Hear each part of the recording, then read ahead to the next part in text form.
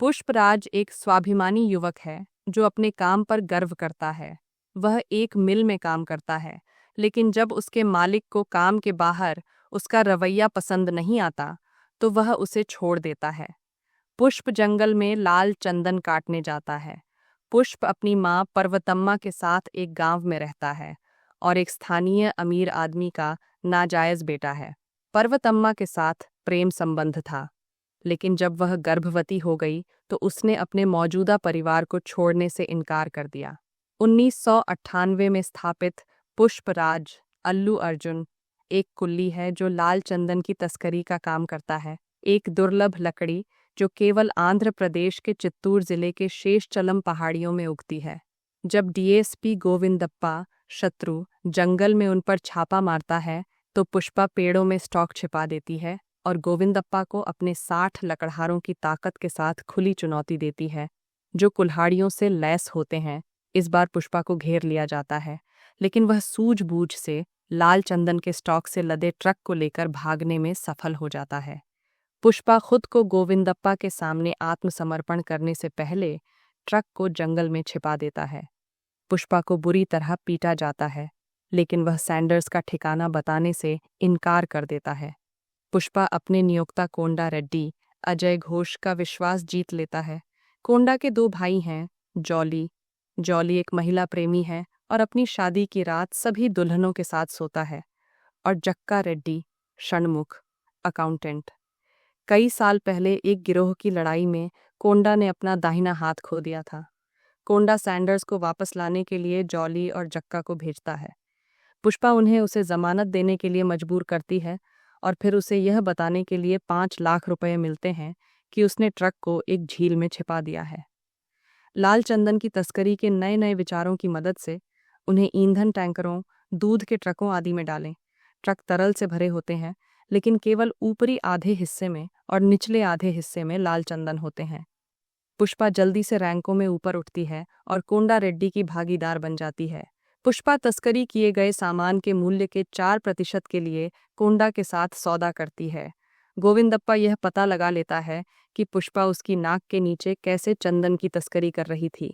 वह दूध के ट्रक को जब्त कर लेता है और पुष्पा के आदमियों को अपने लिए काम करने के लिए मजबूर करता है। लाल चंदन सिंडिकेट का प्रबंधन करने वाला एक निर्दयी डीलर मंगलम श्रीनु सुनील कोंडा रेड्डी को अपने 200 टन स्टॉक को सुरक्षित रखने का जिम्मा सौंपता है।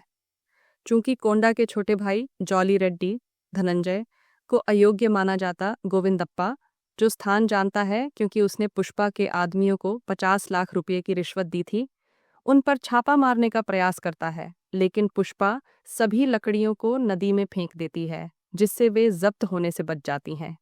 केशव बांध की ओर दौड़ता है और अधिकारी को गेट बंद करने के लिए रिश्वत देता है ताकि लकड़ियां बह न जाएं। एक पार्टी में पुष्पा सुनती है कि श्रीनु लकड़ी को उससे कहीं अधिक कीमत पर बेच रहा है, जितनी कीमत उन्हें चुकाई जाती है। श्रीनु 25 लाख रुपये प्रति टन का भुगतान करता है, लेकिन इसे 2 करोड़ रुपये प्रति टन में बेचता है।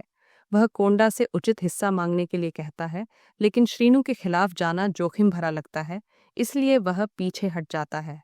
पुष्पा श्रीवल्ली रश्मिका मंदाना से मिलती है और तुरंत उसके प्यार में पड़ जाती है। श्रीवल्ली लंबे समय तक पुष्पा को नजरअंदाज करती है, जब तक कि पुष्पा का दोस्त केशव जगदीश प्रताप भंडारी उसके दोस्तों को चिरंजीवी की फिल्म के टिकट की रिश्वत नहीं देता, ताकि यह सुनिश्चित हो सके कि अगली बार जब वह पुष्पा से मिले तो वह उसे देखकर मुस्कुराए। जब उसे पता चलता है तो पुष्पा नाराज होती है, लेकिन फिर केशव से उसे चूमने के लिए 5,000 रुपये देने को कहती है। श्रीवल्ली के दोस्त उसे पुष्पा से मिलने के लिए मजबूर करते हैं, लेकिन वह पुष्पा से रोते हुए कहती है कि वह केवल अपने पति को चूमना चाहती थी। पुष्पा उसके 5,000 रुपये वापस पाने के लिए उससे शादी करने का फैसला करती है।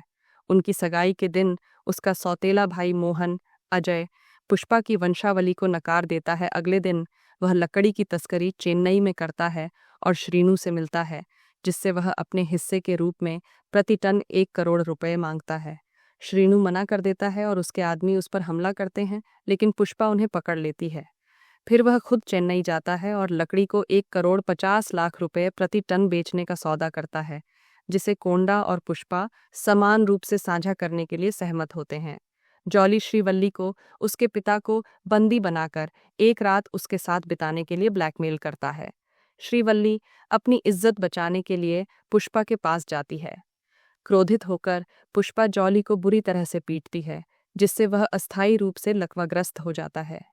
कोंडा को पता चलता है कि पुष्पा उसके भाई की हालत के लिए जिम्मेदार है, उसे मारने की कोशिश करता है, लेकिन श्रीनू के आदमी उन पर घात लगाकर हमला करते हैं।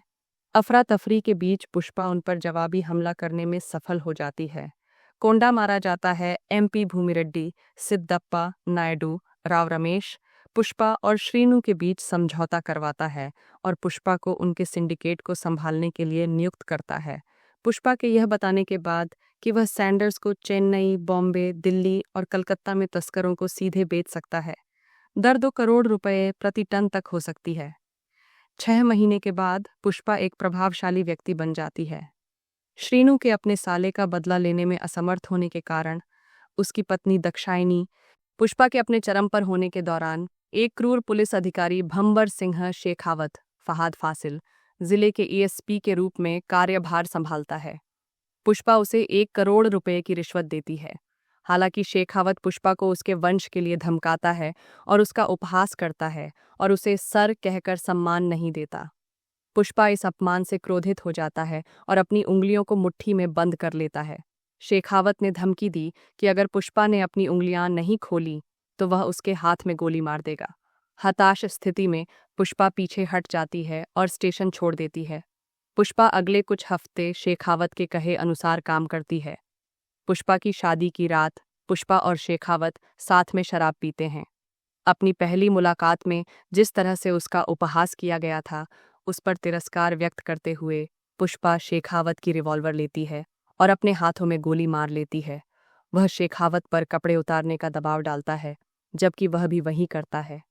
पुष्पा कहती है कि एक सिंडिकेट बॉस के रूप में उसका कद अभी भी वही है, जबकि शेखावत अपनी पुलिस वर्दी के बिना कुछ भी नहीं है, इस हद तक कि अगर वह नंगा हो तो उसका कुत्ता भी उसे नहीं पहचान पाएगा। पुष्पा अपनी शादी के लिए निकल जाती है, जबकि शेखावत अर्धनग्न अवस्था में घर वापस आता है। जैसा कि अनुमान लगाया गया था, उसका कुत्ता उस पर भौंकता है। गुस्से में वह कुत्ते को मार देता है और पुष्पा द्वारा दिए गए रिश्वत के पैसे जला देता है।